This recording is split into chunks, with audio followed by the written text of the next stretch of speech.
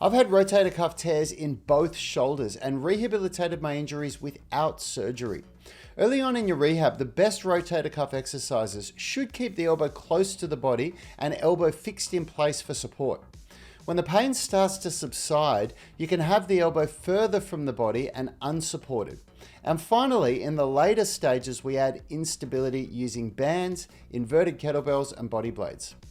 By moving the elbow further from the body, we increase complexity. By removing support for the elbow, we increase complexity. And by decreasing stability, we increase complexity. And these are the three main variables used to progress rotator cuff exercises. And when you have shoulder pain, it's important to strengthen the pain-free range of motion first, and then increase that range of motion using this method.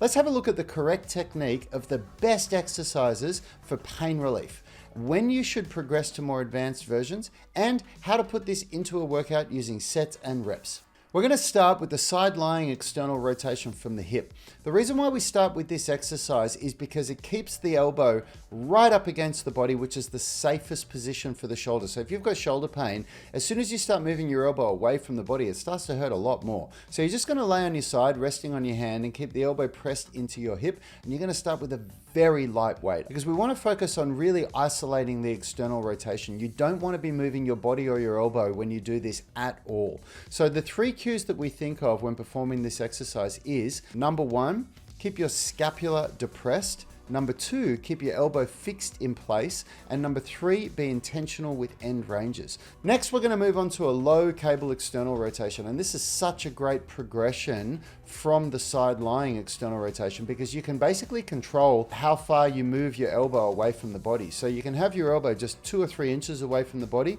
which is obviously going to be the easiest, or you can bring your elbow right out so that your humerus is at a 45-degree angle to your body. What you want to make sure is that all the three cues that you thought of in the first progression are still kept here. So we want to make sure that the scapula stays depressed at all times, the elbow stays fixed in place, and we're being really intentional with end ranges.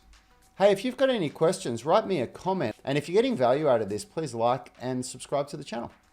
Now we're going to move on to the seated dumbbell external rotation from the knee. So the reason why this is more challenging is because it's bringing the elbow up higher. So it's coming further away from that, comfortable resting by the side position.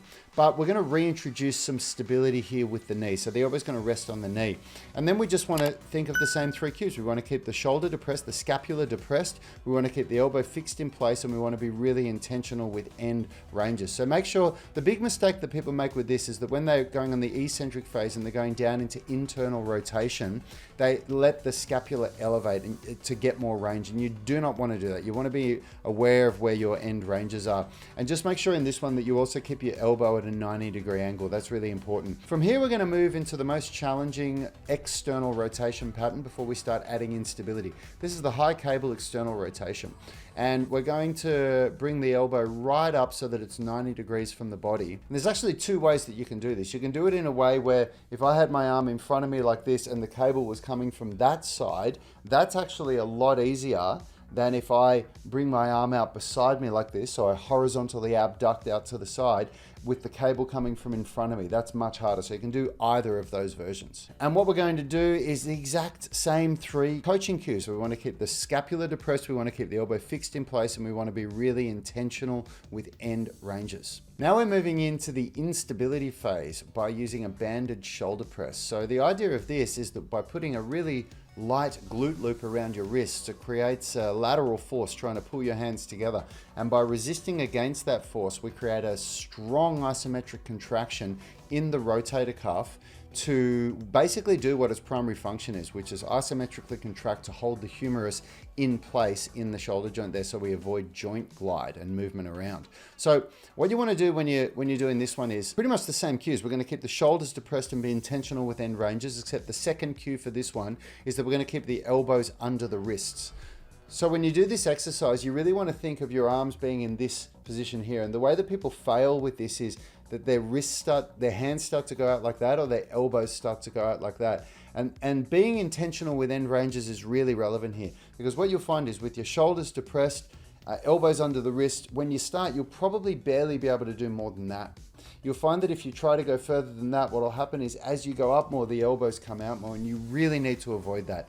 You've got to make sure that you're very aware of your end ranges, so you want to do it in front of a mirror. Eventually, you will be able to get like a full shoulder press type motion where your hands get right up above your head, but to start with, just really limit your range of motion. Now we're going to increase the difficulty by using a kettlebell. So this really adds a lot of instability here, and we're basically just going to grab onto a kettlebell and hold it as hard as we possibly can, because the harder that you actually grip with your hands, the more your rotator cuff will contract isometrically, because it's like a neural drive thing where the nervous system detects that there's a load that we're going to be lifting, and the rotator cuff really fires up to switch on and do its job. So there's a direct link between how hard you grip and how hard the rotator cuff works. So you want to grip don't just hold the kettlebell loosely, grip it as hard as you possibly can.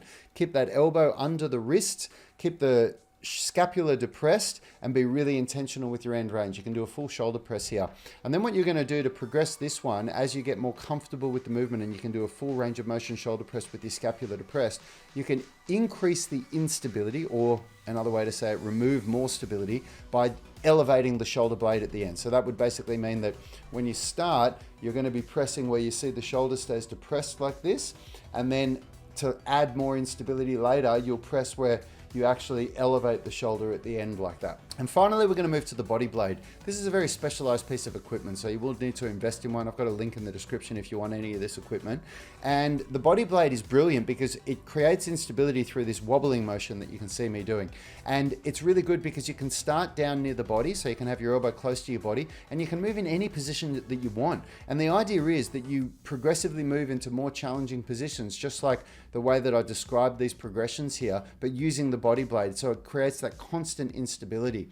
And you'll find that it's very, very hard to do when you start, especially if you've got a rotator cuff tear or anything like that, any traumatic injuries to the shoulder. Great tool to have in the toolbox, but it's really at the very end of your journey. You shouldn't be considering this until you've exhausted all the exercises that I've listed before this. All right, let's have a look how this all fits into a workout. So basically, you don't want to go down the rabbit hole of just doing rotator cuff exercises because you've got rotator cuff pain. You want to still be training the prime movers, so the inner unit and the outer unit. The rotator cuff is a part of the inner unit, along with the deeper scapular stabilizers. They're the muscles that basically hold everything together and keep your body in place. Whereas the outer unit are the bigger muscles that we can see, the prime movers like the pecs, the deltoids, the biceps, triceps, the lats.